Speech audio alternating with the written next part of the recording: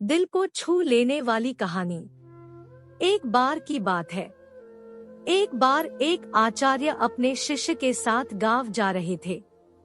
उसको रास्ते में किसी गरीब मजदूर के जूते दिखाई दिए तो उस शिष्य को कुछ मजाक सूझी और उसने आचार्य से कहा, गुरुजी, अगर हम इस जूतों को छुपा दे तो कितना मजा आएगा। देखते हैं कि मजदूर पर इसका क्या असर पड़ता है। अब उसको तो मजाक सूझ रहा था, लेकिन आचार्य जी ने कहा कि नहीं, गरीब इंसान के साथ इस तरह का भद्दा मजाक नहीं करना चाहिए। आचार्य ने कहा, क्यों ना हम इन जूतों में कुछ सिक्के डाल दे और देखें कि इसका इस गरीब मजदूर पर क्या प्रभाव पड़ता है। फिर उन्होंने ऐसा ही किया। जैसे ही मजदूर अपना काम करके लौटा और उसने एक पाव अपने जूते में डाला तो उसको कुछ कठोर सा महसूस हुआ और उसने अंदर हाथ डाला तो उसको कुछ सिक्के दिखाई दिए। वह थोड़ा आश्चर्य में पड़ गया। आसपास किसी को देखा तो कोई भी दिखाई नहीं दिया।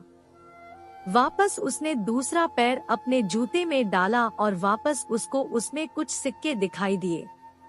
अब दोनों जूतों के सिक्कों को उसने अपने हाथों में रखा और प्रभु की तरफ इशारा किया है, प्रभु, पता नहीं किस भले मानुष ने यह सिक्के मेरे जूतों में छुपाए हैं, लेकिन जिसने भी छुपाए हैं उसको मेरी दुआ है कि उसका भला हो।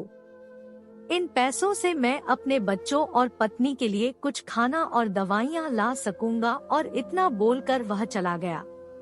इस बात को शिष्य और आचार्य दोनों सुन रहे थे। अब आचार्य ने शिष्य से पूछा कि अब तुम मुझे बताओ कि तुम्हें कैसा महसूस हुआ। अब बताओ, तुम्हारी पहले वाली मजाक का तरीका सही था या मेरा सिक्के वाला तरीका सही था। तो उसने कहा कि गुरुजी, मैं आपसे क्षमा चाहता हूँ।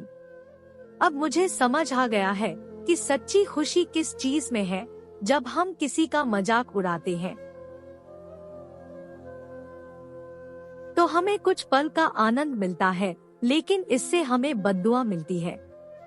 लेकिन अगर हम किसी की मुश्किल परिस्थिति में मदद करते हैं और जिसकी भी हम मदद करते हैं उसको भी नहीं पता कि हमने उसकी मदद की है, लेकिन अंदर ही अंदर हमें पता है कि हमने उस इंसान की मदद की है। यही सच्ची खुशी है। जब हम दूसरों को खुशी देते हैं तो हमें सच्ची खुशी मिलती है।